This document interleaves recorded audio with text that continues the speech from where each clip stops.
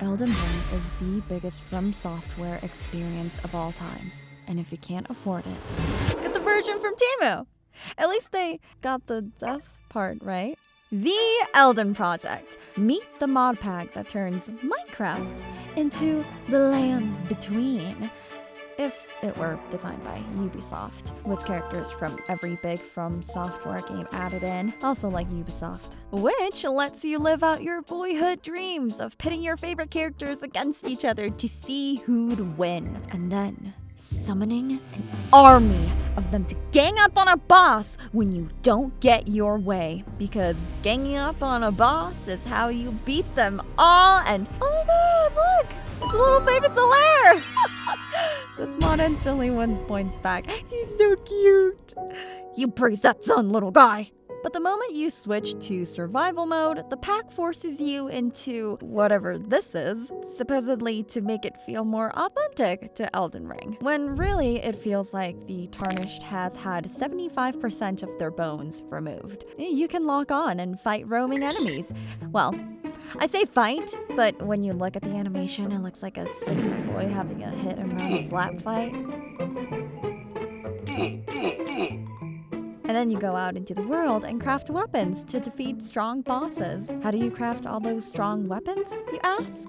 Well, you'll figure it out. And I'm sorry, can we talk about how annoying and dumb this is as a mod mechanic? It works in base Minecraft and Souls games because it's expected you'll look things up. There's a massive built-in community for both. In a mod pack though, with very few exceptions, there's none. You're left spending hundreds of hours figuring it out yourself. Like, who thought this was a good idea? And as for the bosses themselves, you know how in all Souls games, speed builds tend to be some of the best? Well, now that we're missing 75% of our bones, yeah, it's bad. But learning to overcome powerful bosses is the biggest strength of any Souls game, I hear you say. So clearly there's a way to beat them, right? What about boating bosses, like in the Darkest Souls mod? Well, I tried that, and apparently the developers saw that video, which would be great if they'd also added a way to actually beat the bosses.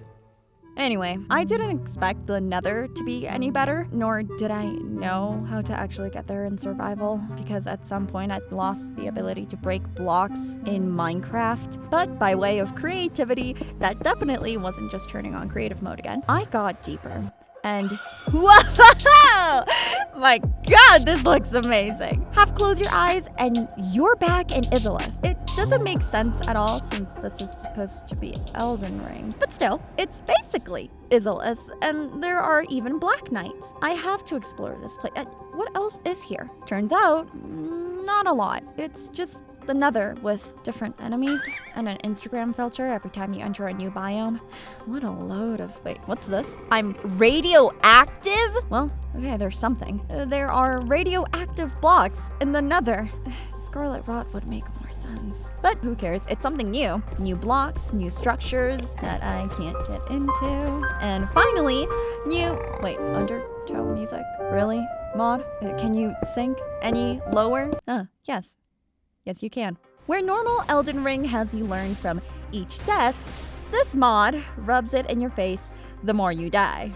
Thanks, mod. However, we still have the end. Surely that has to be improved, right? The Ender Dragon is pure Souls-like boss material. They must have done something. And they adjusted the Enderman.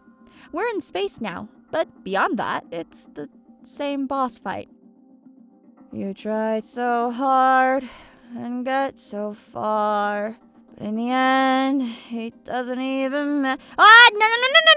No, we are not doing that joke. Instead, we're giving this mod a score of a dung eater out of 10. Starring Sunbaby, Discount Pinwheel, Ezra Scarlet, but worse, the only man who could tank her, Sailor Moon, Radioactive is this review, and mandatory Skyrim reference, The Elden Project. You know, everyone calls you maidenless, but there have to be some in Minecraft. Otherwise, how do villagers reproduce? Wait, how do they?